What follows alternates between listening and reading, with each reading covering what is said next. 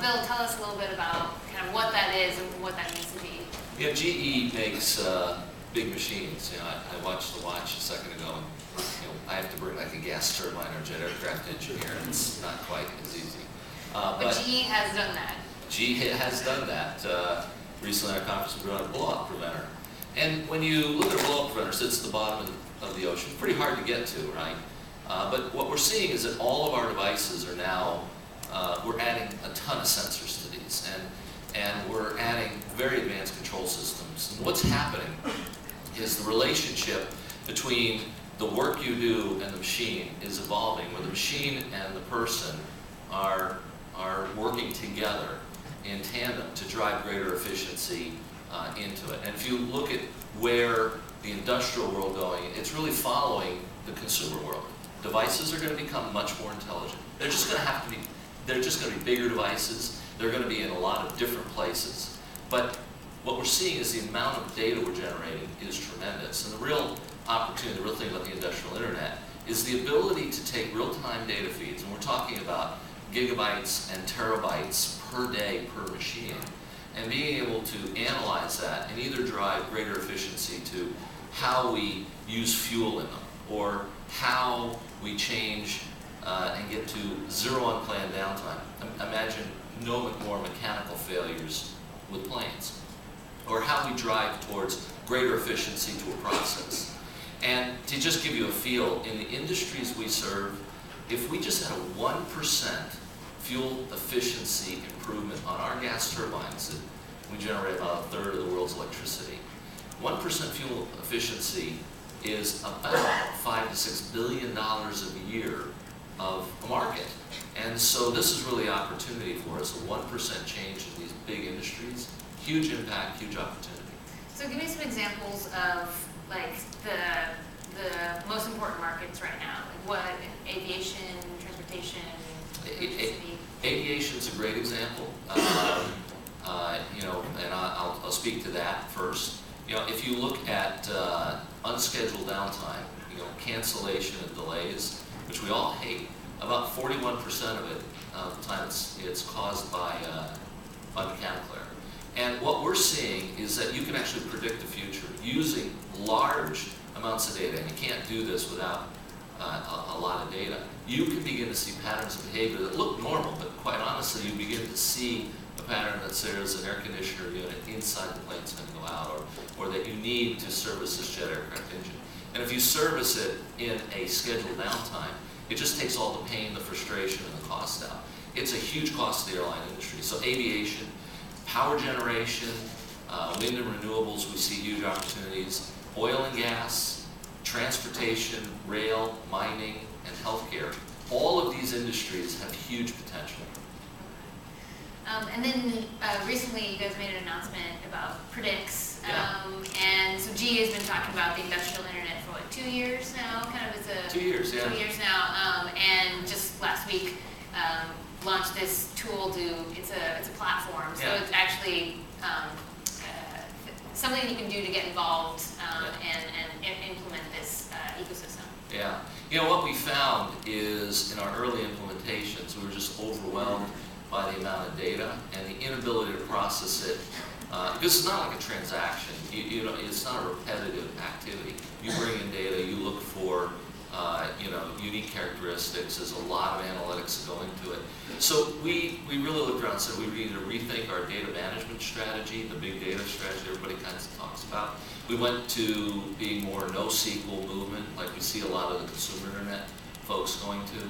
We then, on top of that, began to think about how do you have scale and analytics, so you're not running them linear, but you can parallelize them across large numbers of virtualized computers in the cloud, so that what used to take us a week or two of analytics to get an answer, which isn't always all that useful, we can now use cloud-like architecture, run it, and we can see answers in seconds, which now becomes useful to do something. And then on top of that, we began to rethink what is an asset, how do you interact with the asset, and finally, in the theme of this, where do people fit? It's all about mobility. These machines, they move, people move, the interaction between a machine and a person. And what you see on the screen here is part of Predicts is we've rethought how a person interacts with a machine. So this is a person interacting with a wind turbine. Used to be they'd climb up, attach a bunch of electronic gear up there, figure out what's going on, climb down, realize they probably didn't have the right part, and drive far back and then come back again. Now they're doing this remotely. When they get there, they're interacting immediately with it through mobile devices. They're interacting with other people who may have seen this problem before. So the ability for people to communicate, the ability for people and machines to communicate, and even we're working on machine-to-machine communication. And just to take a step back real briefly at a high level, what are the macro trends that are driving the emergence of the industrial internet? You know, cheap sensors, ubiquitous wireless. Like, what are the major macro trends? The first one is cheap sensors driving large amounts of data. And we've seen some data recently that the industrial sector is now generating data 2x any other business sector. And I think that's just going to continue. We're going to see that, I think, at an exponential rate grow. So just the idea of large amounts of data that you want to, the second trend is greater analytics. It's all about analytics, and I think every business is going to need an analytics strategy, and that's what GE is doing. The third thing is just machine connectivity. It is one thing to put sensors on, but now connecting those machines onto the internet or a private network, that trend towards 50 billion machines getting connected. And this really drove GE's strategy, by the way. I think that, big companies back in the mid-90s looked, they couldn't imagine a billion people getting connected. And, folks in the, like Amazon, et cetera, they said, well, what if a billion people get connected? What could I do? And they drove new business models. I think we are sitting here saying, well, what happens when 50 billion machines get connected? What are the new business models? What are the new applications? We think this is a huge opportunity. So that, we think, is the other key trend, is 50 billion machines getting connected. What are the major challenges you think for implementing the industrial internet or it moving forward? I know when OM did a piece about the report you put out, he was worried about contraction of jobs in the near term. Yeah. And I know G said, it actually creates jobs, but what do you think are the main challenges? Well, just speaking of the jobs one for a second, I think the fact is that there will be new kinds of jobs that get created that don't exist today. We talk about data scientists now as if they've been around for 20 years. Nobody used the term 5 years ago, by and large. Now, it's apparently the fastest growing career choice that people have with extraordinarily high pay. So I think the fact is that what we're going to see is new kinds of skills that are required, new kinds of jobs that will get created. However, we will see that some things people used to do will be more efficiently done through these machines. But other challenges to actually making this occur, security is a big one, because we know if you can't trust the machine, the analytics, and what's going to happen, you have a huge capital investment, and you don't want to end up with people causing greater damage to the machine, because that impacts people's lives in a variety of ways, electricity, for example. So I think security is a big one that we see. And then the other thing we see is the architectures to actually create these kind of experiences. It's not like it exists. Nobody says, well, here's how you want to architect this. And so it's a lot of trying to figure out how to use NoSQL. How is analytics going to be done at scale? How do you create user experiences? How do you distribute this? But even more so is what kind of communication protocols, machine to machine, make the most sense? And a lot of this doesn't exist in the industrial world, where we often look at the consumer world and we with a little envy, because they have been working at it for those kinds of areas. Yeah. I'm going to open it up to audience questions. If you have any burning questions for Bill, Rue, I've got my own. And one is, how do you work with entrepreneurs and startups? Like, is there a way for the entrepreneurial world to get in on this industrial internet? Yeah, I think we look at the ecosystem, and meaning a lot of startups, and then a few big companies is going to be important to do this. This is not something GE really looks as though we do this by ourselves. So on the startup world, we have a part of the company called GE Investments. We run the software and analytics portion of that, and we've been investing, and I want to say probably north of already 125 million this year we put into companies In equity. in equity. And you know what, when I look at it, it's, you know, we look at that company and say they have some technology that may fit. Now, in the end, it may not. We're making a little bit of a bet, but we're going to help to try to figure out how to get into that Predictor platform, solve a specific problem.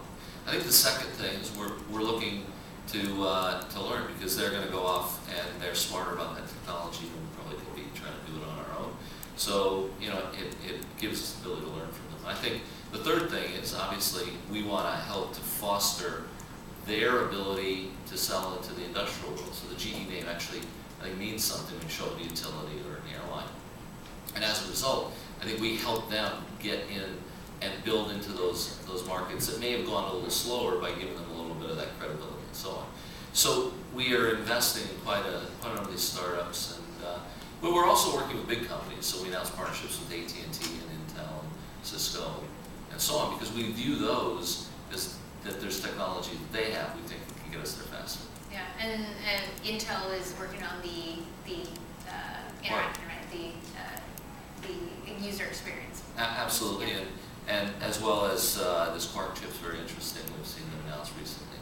You know, you're going to have a whole new computing scenario, because we're actually putting almost like a data center on a gas turbine, or a data center in a wind turbine, because you got to do a lot of real-time processing. So we're looking at hardware and software and sensors, but it is, you know, software is becoming a big part of what we sell. Do you think the industrial internet will really follow the consumer internet in terms of user experience or interaction or the standards? I mean, you think it's going to kind of lockstep behind that? I think it will absolutely follow. I think it's learning, first of all.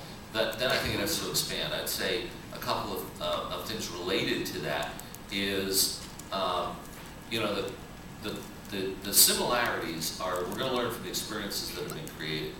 And I think, you know, machines will have a face to them, not a physical face, but they're going to have to express themselves through mobility, because you don't just want the screen on the machine. You're going to want the information wherever you are.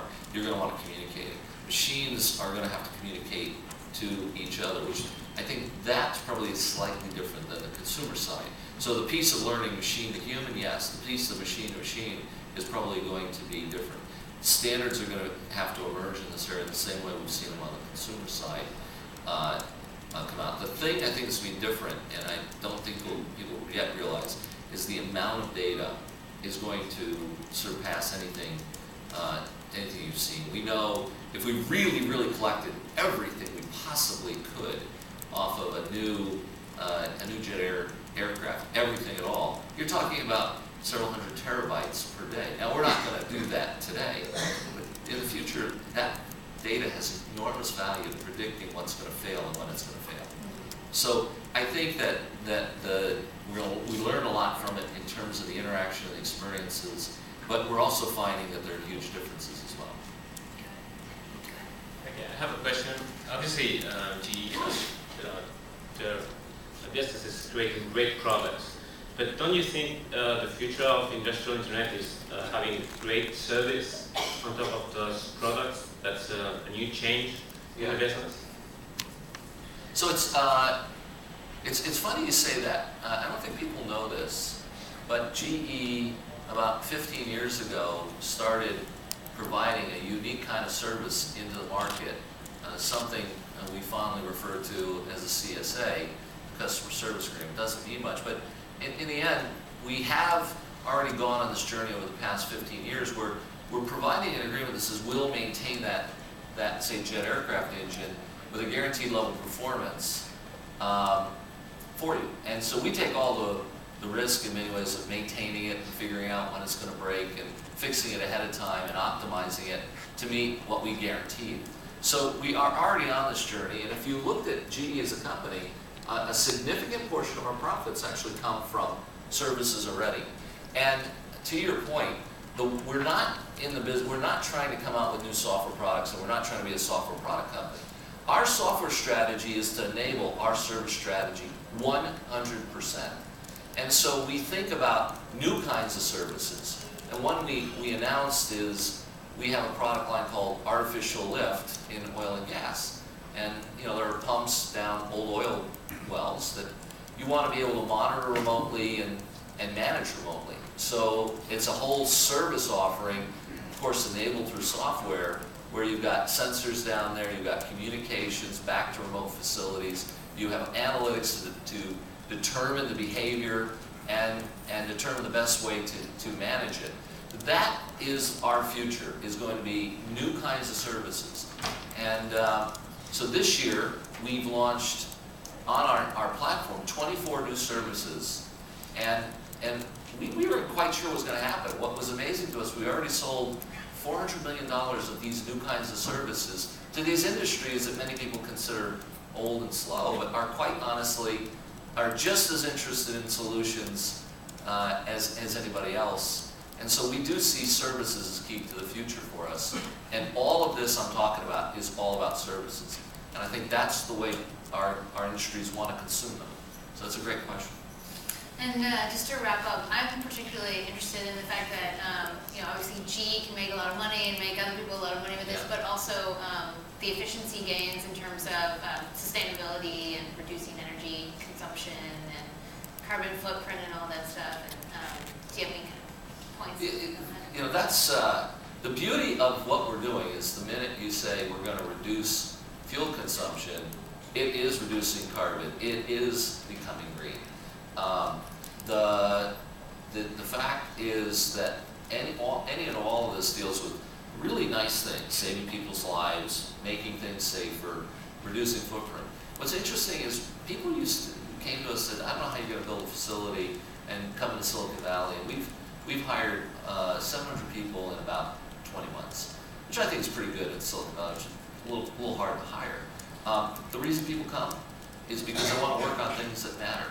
And I think that that's what really feels good about this for us, is that our customers are going to save money and are going to do things more efficiently. They're going to have a better product. And let's face it, everybody doesn't want their plane to get delayed, and everybody doesn't want to have brownouts. And the final thing is, it leads to a greener environment. And so it's pretty humbling to be involved with this kind of activity that rarely comes along. And that's why we're so excited. And if you want to talk to Bill, I'm sure he'll be outside of the speaker room afterwards. Thank you so much. Thanks, Katie. Appreciate it.